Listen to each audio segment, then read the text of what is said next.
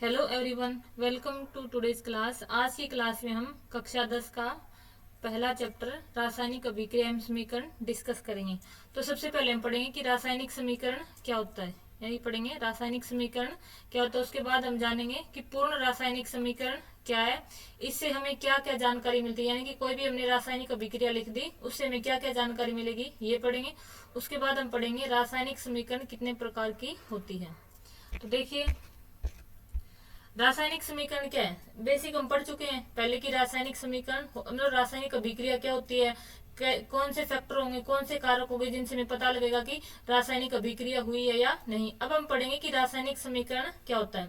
तो जब हम पदार्थों के स्थान पर रासायनिक सूत्र लिखते हैं, यानी कि एक तो कोई भी, जैसे कि हमने लिखा सोडियम, क्या लिखा हमने, लिखा सोडियम, ये क्या हमने सिंपली लिखा। अगर हम सोडियम की जगह Na लिखते हैं, सोडियम की जगह क्या लिखते हैं, Na लिखते हैं, तो ये तो हम किस में यूज करेंगे, हमने सिंपली एक अभिक्रिया दिखाई सोडियम प्लस में क्लोरीन, फिर हमने दिखा दिया सोडियम क्लोराइड। लेकिन रासायनिक समीकरण लिखेंगे तब हम क्या दिखाएंगे, सोडियम का सिंबल दिखाएंगे, सोडियम का प्रतीक दिखाएंगे, फिर क्लोरीन का प्रतीक दिखाएंगे और फिर हम दिखाएंगे सोडियम क्लोराइड NaCl। तो जैसे हम उस मतलब जो शब्दों वाली चीज है उसको हम सूत्रों की सहायता से लिखेंगे तो उसको बोलते हैं रासायनिक समीकरण। तो होगा क्या, पदार्थों के नाम के स्थान पर उनके रासायनिक सूत्र लिखने पर समीकरण को छोटा व अधिक प्रभावी बनाया जा सकता है। यानी कि एक तो आप जैसे कि ये वाली बात लिख रहे हो, एक बार इसको हाईलाइट करके देखते हैं।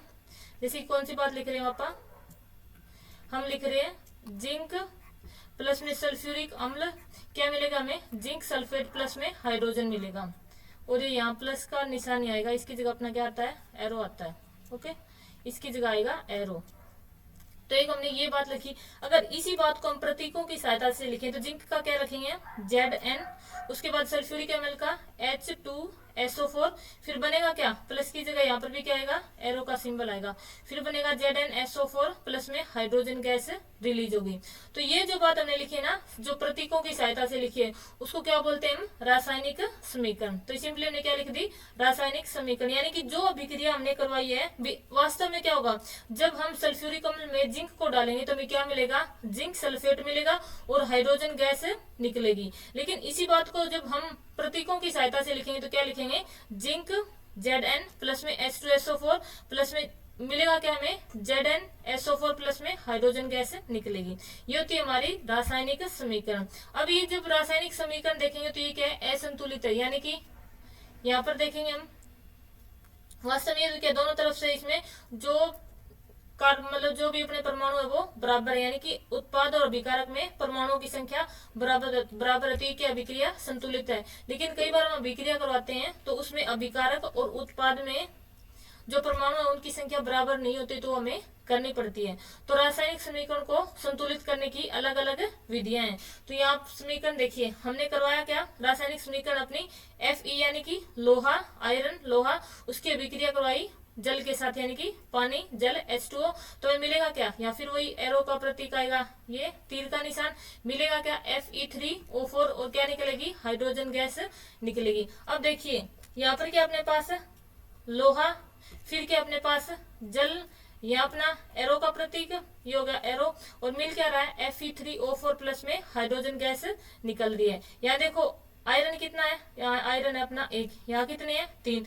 तो जब हम इसको संतुलित करेंगे तो दोनों तरफ क्या होंगे, अपने लोहा के जितने भी परमाणु है वो बराबर होंगे। यानी कि इस तरफ क्या होने चाहिए, अपने लोहे के 3 परमाणु होने चाहिए। कितने होने चाहिए, 3। एक बार रुकिए, कलर चेंज करते हैं। तो यहाँ पर क्या होना चाहिए, लोहे के 3 परमाणु होने चाहिए। यहाँ पर हाइड्रोजन 2 है, हाइड्रोजन 2 है, लेकिन यहाँ ऑक्सीजन कितनी है, 4। यहाँ भी ऑक्सीजन कितनी होनी चाहिए, 4। तो हमें क्या करनी पड़ेगी, रासायनिक अभिक्रिया को संतुलित करना पड़ेगा। तो अगली स्लाइड पर चलिए। अब देखिए हमने क्या किया, लोहे के कितने परमाणु होने चाहिए, 3, तो इसको कर दिया हमने 3। ये हो गए 3 बराबर हो गए। उसके बाद देखिए हाइड्रोजन 2 है, हाइड्रोजन 2 है। अब हमें सिर्फ किसको बराबर करना है, ऑक्सीजन को 4 करना है। तो देखिए ऑक्सीजन को 4 करने के लिए क्या करेंगे, यहाँ पर हम ऑक्सीजन को 4 कर देंगे। जैसे हमने ऑक्सीजन को 4 किया तो इधर भी ऑक्सीजन 4 और इधर भी ऑक्सीजन 4। अब ये देखिए जैसे हमने इसको मतलब यहाँ चेंज किया, ऑक्सीजन 4 हुई तो हाइड्रोजन कितनी होगी, 4 दूनी 8 होगी, और यहाँ हाइड्रोजन कितनी आपकी 2 है। तो इसको मतलब संतुलित करने के लिए हम क्या कर देंगे, हाइड्रोजन को भी 4 कर देंगे। तो इधर कितने हैं, हाइड्रोजन 8 और इधर भी क्या होगी, हाइड्रोजन 8। तो हमने क्या कर दिया, रासायनिक अभिक्रिया को संतुलित कर दिया। अभिक्रिया क्या थी अपने पास, एक बार देखिए,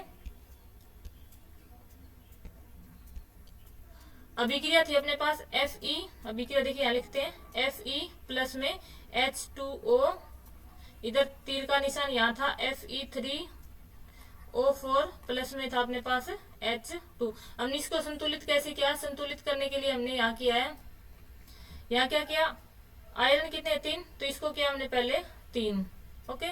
उसके बाद देखिए ऑक्सीजन कितने, या 4, ऑक्सीजन को किया 4। जैसे ऑक्सीजन को 4 किया तो हाइड्रोजन कितने हो गए 8, 8 के लिए 4 दूनी 8, तो यहाँ भी हमने क्या कर दिया, 4 कर दिया। तो ये अभिक्रिया क्या होगी, अपनी संतुलित अभिक्रिया हो गई। तो इस तरह से हमने किसी भी रासायनिक समीकरण को, अभिक्रिया को संतुलित करना सीख लिया है।